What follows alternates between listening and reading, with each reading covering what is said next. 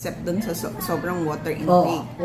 Ako na, mararamdaman ko kasi pagka sobrang ng water ko, talagang parang nahihirapan ako huminga.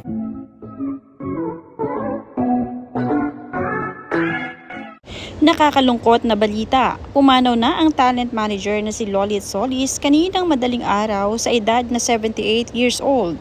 Kinumpirma ito mismo ng aktor na si Nino Mulak sa pamamagitan ng social media post.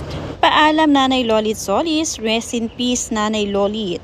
Kinumpirma din ito ng ilan sa malalapit kay Nanay Lolit ang ilan sa mga sikat na artista. Panoorin at kung hindi pa nakasubscribe, don't forget to click subscribe and hit the notification bell to keep you updated. Isa din sa nagkumpirma dito ay si Senator Bong Revilla Jr. sa pamamagitan ng social media.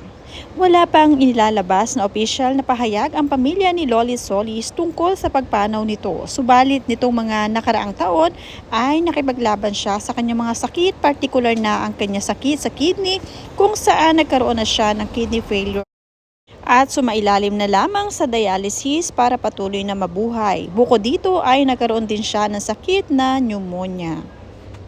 Baka naman nasumurang ka ng kain, ng mga bawal. Overweight na ako eh. Ano sabi ng doktor? 51, 52 lang ako. Ngayon 60. Hala! Oo, hindi. Ano naman daw, natatanggal daw yung water. Kasi daw baka mga water. Pero yung kumusta naman yung heart mo, hindi naman naapektuhan or yung sugar mo. Hindi. O wag lang daw nga talaga akong malunod sa water. Kasi, di ba, yung something wrong na with the kidney. Marami nga ang nalungkot at nagdadalamhati sa pagpanaw ni Manay Lolit Solis. Mula sa kanyang tagahanga, my deepest and most heartfelt condolences to the entire Solis family during this time of profound sorrow. May the soul of Manay Lolita rest in eternal peace, and may the Lord bestow upon you strength, comfort, and consolation in the days ahead. Please be assured of my continued prayers and sympathies. Mula kay Reden Dizon, RIP Manay Lolit, God bless your soul and condolences to the whole family from me here in California. Mula naman kay Daisy Gipanaga, RIP Lolit Solis, condolences to the whole family. Kaya medyo alam ko na. So, okay ang bashers. Ay, nako dahil. Ini-enjoy ko na sila. Marami talagang nalulungkot sa pagpanaw nga ni Manay Lolit Solis dahil isa nga siya sa mga batikang o icon pagdating sa pagbabalita ng showbiz at isa nga si Manay Lolit sa mga columnist sa ating social media. Mula kay Alan Encarnacion, so sad to hear that Gorgie Rula Nanay Lolit is so dear to us. Nakikiramay kami sa pamilya. Please let me know the details via messenger or text message. Rest well, Nay Lolit. Salamat sa walang kupas na pagkakaibigan. Mula naman kay Ferdinand Sia, eternal rest grant unto Nanay Lolit and let perpetual light shine upon her. May she rest in peace. Our sincerest condolences to her bereaved families and friends. Love you, Nanay. I will forever miss you. Nakakatuwa din the way magsalita si Nanay Lolit Solis. Talagang marami nga rin ang naaaliw sa kanya at talagang inaabangan ng kanyang pagbabalita pagdating sa mundo ng showbiz. Ngunit sa ngayon nga ay wala na nga ang Nanay Lolit Solis, kaya naman talagang magpapahinga na siya sa heaven. Mula kay Gabs Guevara, sadyang napakaiksi ng buhay. Kaya pahalagahan natin, sumunod tayo sa utos ng Diyos. Mahalin natin ang ating kapwa, lagi tayong mapagkumbaba. Huwag tayong paalipin sa galaw ng sanlibutan ito, anuman ang dami mong salapi, hindi ka maliligtas ng pera mo. Bagkus, mag-ipon ka ng kayamanang panlangit. Kaibigan, hinihintay ka ng Diyos sa tamang gawain.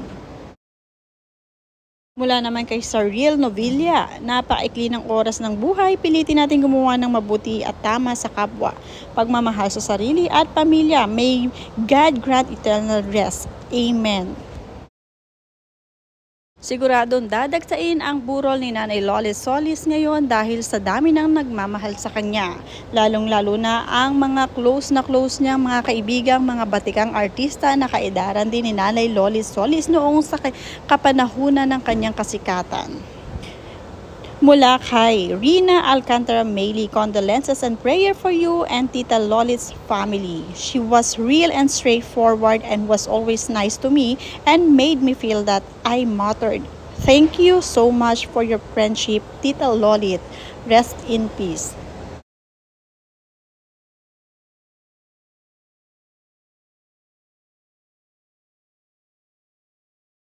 Ito ang mga panahon na sunod-sunod nga si Nanay Lolit sa pagpapahospital sa kanyang sarili at doon na nga siya nakatambay. Mula kay Aleli Bustamante, nakikiramay ako sa pamilya at mga kaibigan ni Nanay Lolit. May her soul rest in peace. Maraming salamat, Nay, sa lahat ng kabutihan mo sa akin. Mananatili ka sa aming puso. Mula naman kay Saddest Heart, nakakalungkot din na namatay siya na di siya gusto ng mga tao. Dapat mga umiedad tayo, mag-iwan tayo ng isang magandang pamana kahit sa pag-uugali man lang. Mula kay James Castillo, RIP Pambansang Marites, mananahimik na ang bunganga mo. Hanggang ngayon ay may mga tao pa rin na nasusura kay Manay Lolit Solis pero dapat ay magpatawad dahil matanda na nga si Manay Lolit. Mula kay Mr. Dennis Roque, napansin ko kapag celebrity o public figure, paglapit na mamatay, nananahimik na sila. And minsan, pag nagwo-worry ang mga fans, they tell na nagre-recover, lumalakas na, pero they just want privacy talaga. Mula sa Matulungin Pinoy, nabawasan na ang chismosa, sunod na sana si Christian Gasa. Yan ang sabi ni Matulungin Pinoy, yan ang account niya. Mula naman kay Jolo Revilla, isa sa mga talagang hinandal ni Nanay Lolit Solis. Si Jolo Revilla ang batang aktor noon na talagang minamanage nga ni Miss Lolit Solis. Sabi dito, rest in peace Nanay Lolit Solis, salamat sa lahat ng pagmamahal at suporta mo sa aming buong pamilya, lalo na kay Papa. Salamat sa pag-aalaga mo sa akin noong ikaw ay tumayo bilang aking manager, noong ako ay artista pa. Lubos po kami nagdadalamhati sa iyong pagkawala. We will miss you, Nanay. Mahal na mahal ka namin. Isa nga ang Revilla family sa talagang napakalapit kay Miss Lolit Solis.